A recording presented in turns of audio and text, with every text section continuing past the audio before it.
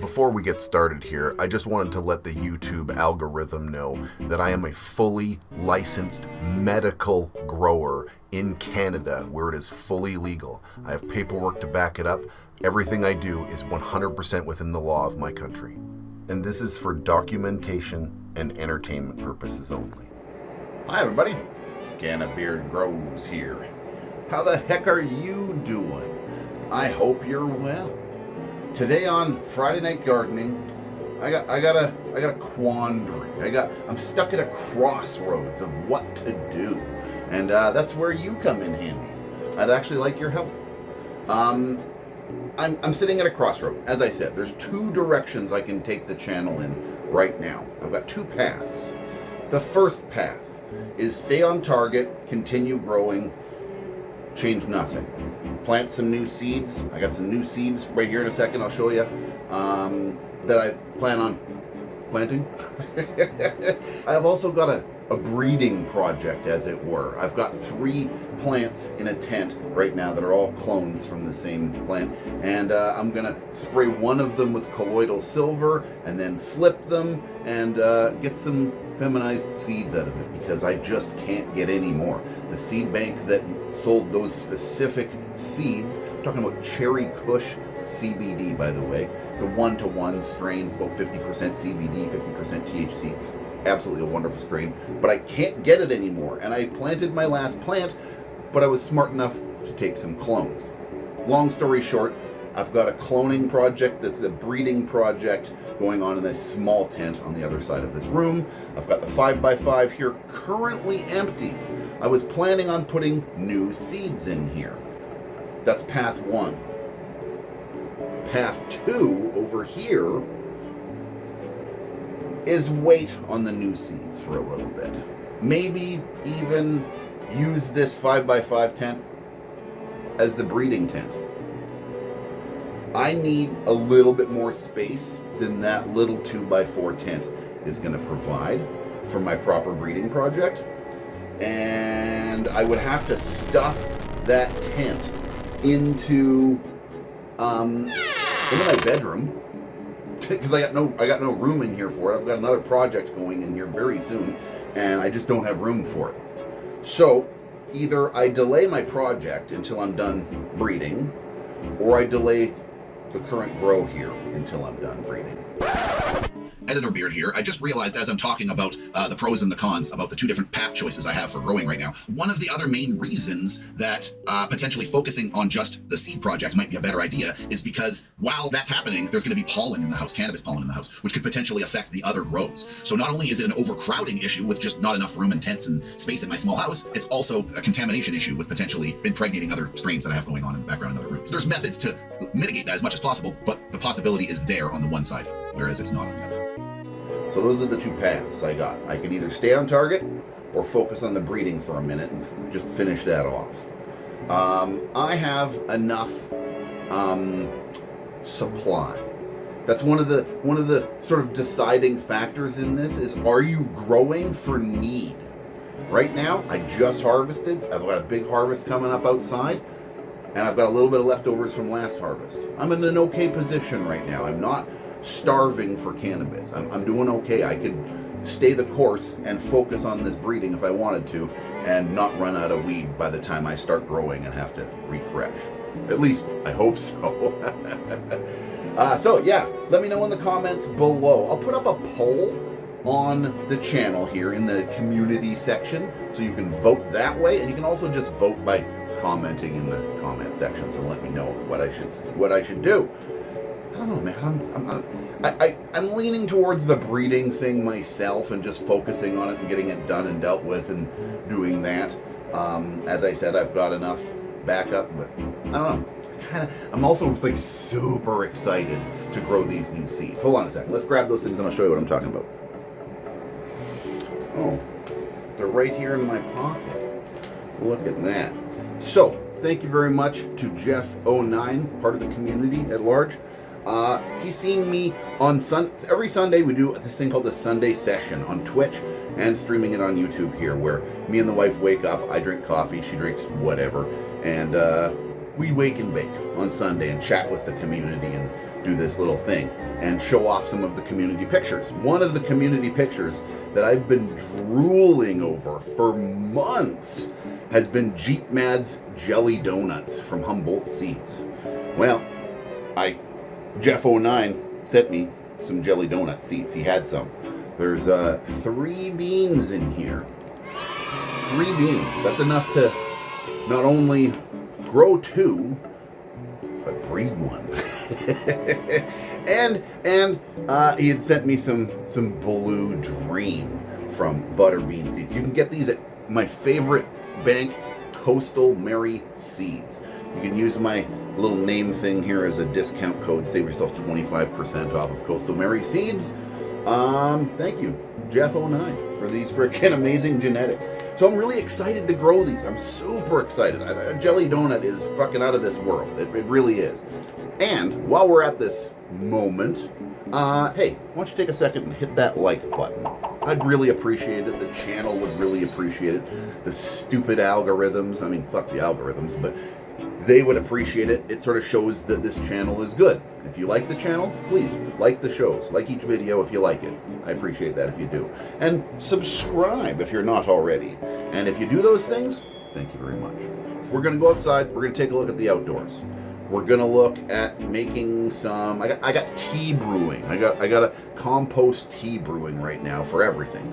For all of the cannabis and for all of the vegetables and stuff. And so we're going to feed that.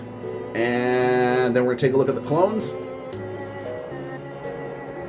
I don't know. There might be more. I don't know. Stay tuned and we'll see. Okay, let's get on to it. Alright, so it is once again tea time. Motherfucking tea time.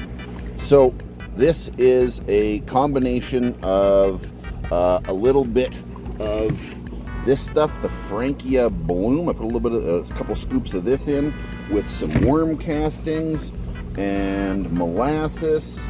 And what else did I put in here? Oh, some of that. I have this Element X, which is a CalMag,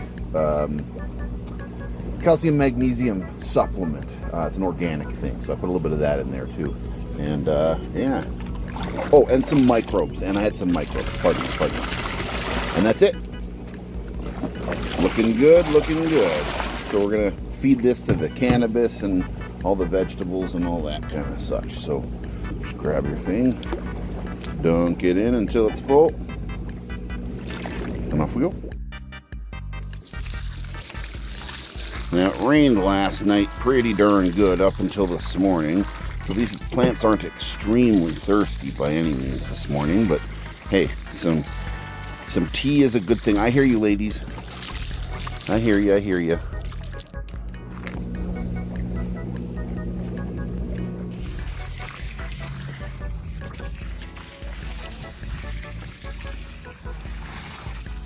So, thinking about this, I think this is a little bit more of a nutrient tea than just a microbe tea. It does have molasses and the ability to make microbes, and that's what this foam is and stuff. But I did put not a lot of nutrients in here, but there is definitely nutrients and stuff in this mix. So it's kind of a nutrient tea. Just wanted to kind of clarify that, I suppose. Wow, I haven't seen those mountains even slightly in probably 2 or 3 weeks. And covered in rain clouds at the moment. Still can't see any blue sky, perhaps, but oh, wait a minute, I see a little blue patch right there. Not bad, not bad. This storm seemed to have cleared up a lot of that smoke here in the valley.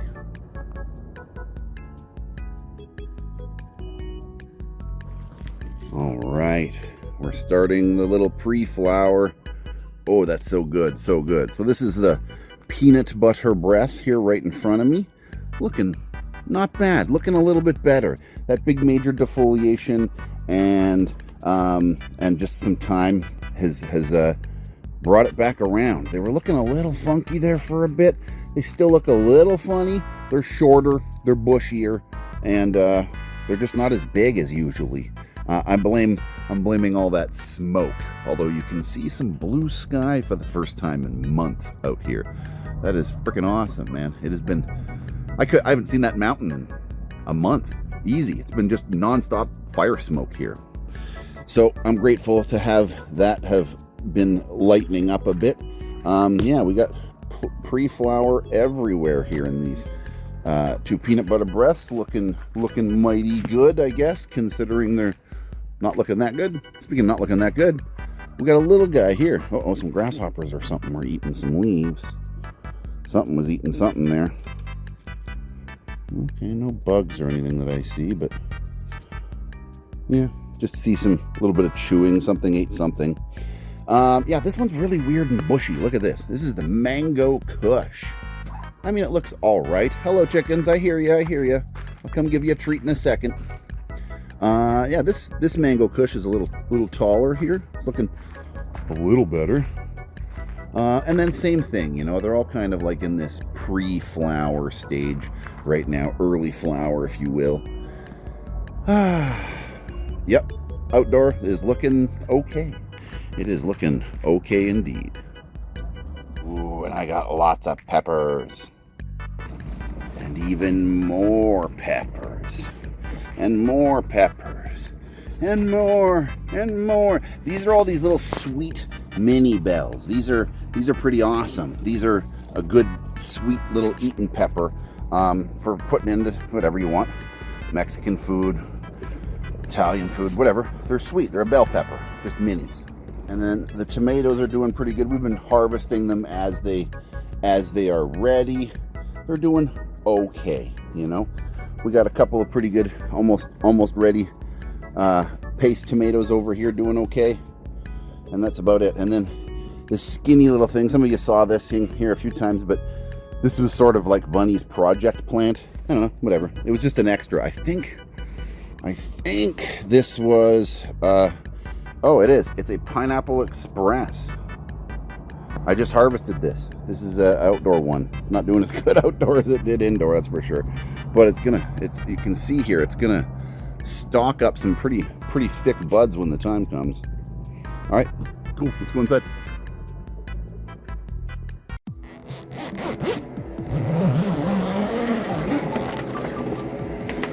Okay, here we are in the clone tent.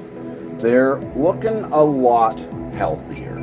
They're starting to look normalized again. I had a little bit of a snafu there where I forgot to water them like twice in a week, and they got a bunch of yellow leaves and stuff, and they were all curled and some shitty leaves on the bottom. I got rid of those, started feeding them on the more regular, paying more attention to them, and yeah, they're coming back around pretty darn good.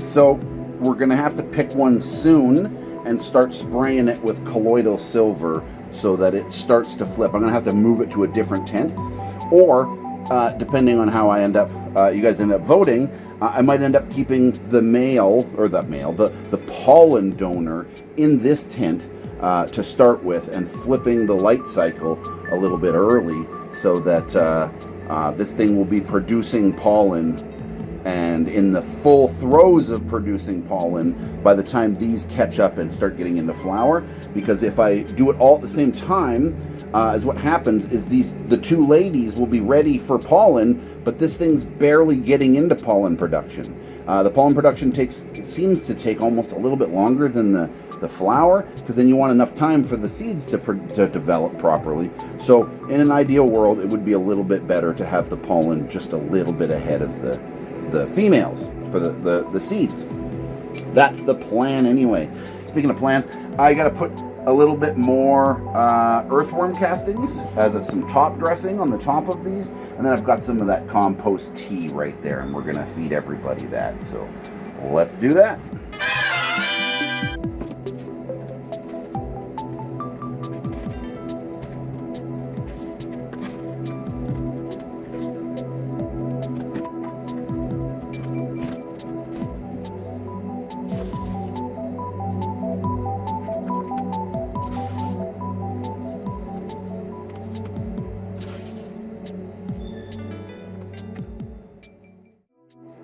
Well, folks, that's about all we got today. I know it's not a huge episode full of thrills and whatever, but it's an important episode, I think. So let me know in the comments below what you think. Should I focus on the breeding or just continue to grow and make room for the breeding? While you're at it, don't forget to hit that like button if you do indeed like this show. Subscribe if you're not already, and if you do those things, thank you very much. I'll see you guys all on Sunday for Sunday session, 12 o'clock noon Pacific Standard Time, both on Twitch and YouTube. So join us every Sunday. I'm doing it for like 400 episodes or something. That's crazy. I'll see you soon. Cheers.